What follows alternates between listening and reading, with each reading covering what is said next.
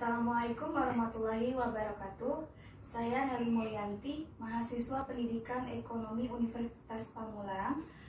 Di video kali ini saya ingin menampilkan sebuah video mengajar.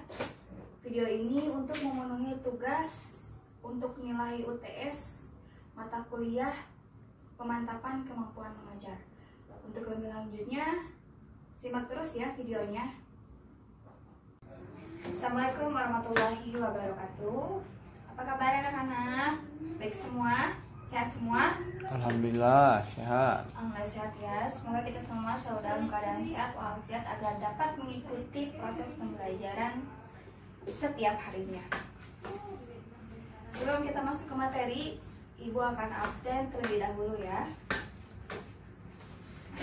Acep, Dir, Aldo, dir, Aldi, dir. Rena. Nggak ada. Rena kemana Rena? Nggak tahu. Nggak ada yang tahu Rena? Kayaknya sakit. Ada suratnya tidak? Nggak ada. Lain kali anak-anak kalau misalkan sakit tolong lampirkan dengan suratnya ya. Iya.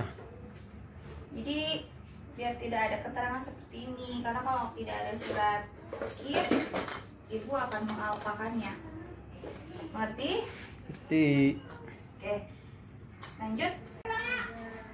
Sebelum kita masuk ke materi ya, ibu di sini mempunyai box anak-anak.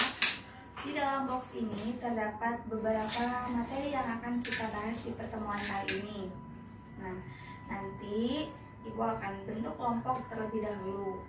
Ibu akan bentuk kelompok di sini 5 kelompok yang terdiri mungkin antara 4 sampai 5 orang ya dalam satu kelompok. Nah, nanti tiap kelompok akan mempresentasikan materi yang kalian dapatkan dalam box ini. Nah, nanti setiap ketua kelompoknya akan maju ke depan untuk mengambil materi-materi yang ada dalam box ini. Nah, nanti setelah kalian mendapatkan materi apa yang akan kalian bahas, kalian diskusikan bersama kelompok kalian masing-masing. Nah, ibu akan memberikan waktu sekitar 10-15 menit cukup. 10 menit aja, Bu. Oke, 10 menit ya ibu akan berikan untuk kalian dan untuk membahas atau mendiskusikan materi yang kalian dapatkan. Nah, nanti setelah 10 menit berlalu, kalian akan mempresentasikan hasil diskusi kalian bersama kelompok-kelompok kalian ke depan ya. Nah, setelah itu nanti akan kita adakan juga tanya jawab. Jadi kelompok lain yang ingin bertanya atau mungkin kurang paham yang dipresentasikan oleh kalian bisa bertanya. Untuk yang membentuk kelompok, ibu serahkan kepada ketua kelas. Silakan Aldi, ketua kelas untuk bentuk kelompoknya. Sudah, Bu. Sudah selesai? Sudah. Oke. Nah, sebelum kalian berdiskusi bersama kelompok-kelompok kalian, silakan untuk ketua kelompoknya mengambil materinya masing-masing. Oke. Sudah ya? Sudah. Kelompok sudah memegang materi-materi yang akan kalian bahas. Nah, tapi sebelumnya, sebelum kalian berdiskusi, ibu akan menjelaskan sedikit mengenai akuntansi. Ada yang tahu anak-anak di sini pengertian dari akuntansi itu sendiri apa? Tidak, Bu. Oke, ibu jelaskan sedikit ya. Akuntansi di sini adalah suatu proses pencatatan, pengidentifikasian, pengolahan, serta penyajian suatu transaksi ya, dan yang berhubungan dengan catatan keuangan pada suatu organisasi atau perusahaan. Nah, gunanya yaitu untuk pengambilan sebuah keputusan. Nah, tadi itu dari pengertian akuntansi ya anak-anak. Sekarang fungsi akuntansi. Nah, akuntansi itu sendiri mempunyai fungsi. Apa sih fungsi akuntansi? Fungsi akuntansi adalah sebagai informasi keuangan suatu organisasi. Jadi dari laporan akuntansi kita bisa melihat posisi keuangan suatu organisasi beserta perubahan di dalamnya. Nah, misalkan ada yang merubah atau ada yang melakukan pencatatan di luar dari prosedur perusahaan yang telah ditentukan.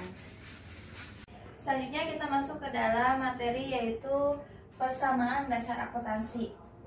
Persamaan dasar akuntansi adalah suatu proses pencatatan tentang perubahan unsur-unsur keuangan pada suatu perusahaan dan terjadi karena adanya suatu transaksi.